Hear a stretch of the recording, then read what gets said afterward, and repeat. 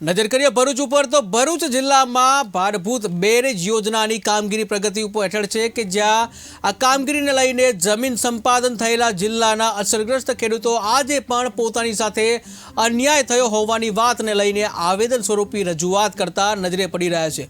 આજરોજ ભરૂચ જિલ્લા જે ખેડૂત સમન્વય સમિતિના નેજા હેઠળ મોટી સંખ્યામાં ખેડૂતો જિલ્લા કલેક્ટર કચેરી ખાતે ભેગા થયા છે, જ્યાં ખેડૂતોએ જણાવ્યું હતું કે ભાડભૂત બેરેજ યોજનામાં જમીન સંપાદન થયેલ જમીન મામલે જે NHAIએ ખેડૂત સાથે વાતચીત કરી, જ્યાં વળતર પેટે જે 675 પ્રતિ ચોરસ મીટર વળતર આપ્યું નથી અને આ મામલે જે કોર્ટના હવાલે છે। ત્યારે જે ભાડભૂત બેરેજ યોજનાની કામગીરી અને થયેલ જમીન સંપાદનના વિવિધ પ્રશ્નોને લઈને આજે ખેડૂતોએ કલેક્ટર કચેરી ગજવી હતી, જ્યાં ખેડૂતોએ જે થાળીઓ ખખડાવી નીચે બેસી ભારે સૂત્રોચ્ચાર સાથે રામધૂન પણ બોલાવી હતી।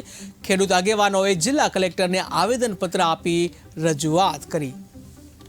પહેલા તો નર્મદા કંટ્રોલ બોર્ડની ગાઈડલાઈન મુજબ જ્યાં સુધી પારાનું કામ કરવામાં ના આવે ત્યાં સુધી નદીની અંદર કોઈ પણ આળબંધ બનાવી શકાય નહીં।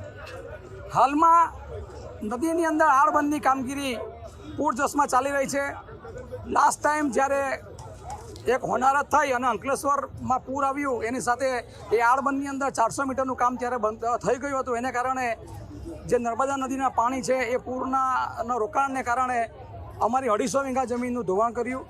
હાલમાં પણ એ પારાનું કામ 800 મીટર સુધી, આળબંધનું કામ 800 મીટર સુધી પહોંચી ગયું છે, જેને કારણે આવતા વર્ષે જો પૂર આવશે તો અમારી હજારો વીઘા જમીનનું ધોવાણ થશે અને અંકલેશ્વર સુધી જે પાણી ગયું છે એ પાનોલી પહોંચશે।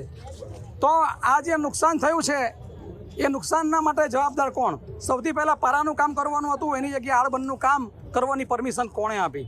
અમે સરકારશ્રીને એક જ નિવેદન કરીએ છીએ કે સૌથી પહેલાં તમે વહેલામાં વહેલી તકે જે નદીની અંદર જે આળબંધનું કામ કરી રહ્યા છો એને પૂર્ણ બંધ કરો અને વહેલામાં વહેલી તકે સાઈડના પારાનું કામ સૌથી પહેલાં ચાલુ કરો।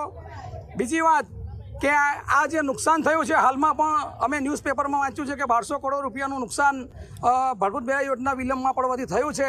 જો આ પૈસા ખેડૂતોને આપી દેવામાં આવ્યા હતા તો અત્યારે પૂર્ણ થઈ જશે ને। અને આ જે કંઈ નુકસાન જે થયું છે અને આટલા બધા ગામોમાં જે નુકસાની આપવી પડી, એ નુકસાનીના પૈસા ખાલી આપતા ને ખેડૂતોને તો પણ આ કામ પૂરું થઈ જશે। તમે હવે એક જ વસ્તુ સમજો કે બીજા બધા જિલ્લાને જો આ પ્રમાણે વળતર આપતા હોય, તમારે અમને વળતર નહીં આપવું હોય તો એમને લઈ લો યાર જમીન। પણ અમે આજે 55 વખત આવેદનપત્રો અલગ અલગ રીતે આપ્યા, આજે 56મી વખત અહીંયા આવેદનપત્રો આપવા આવ્યા છે, તો શું ભરૂચ જિલ્લાના ખેડૂતો સાથે જ કેમ આવવો ન્યાય? અને આળબંધનું કામ બંધ કરો અને બંધ કરી અને સૌથી પહેલાં પાળાનું કામ કરો, નહીં તો અમારી જે બાકી રહેલી જમીન છે એ પણ સંપૂર્ણ ધોવાઈ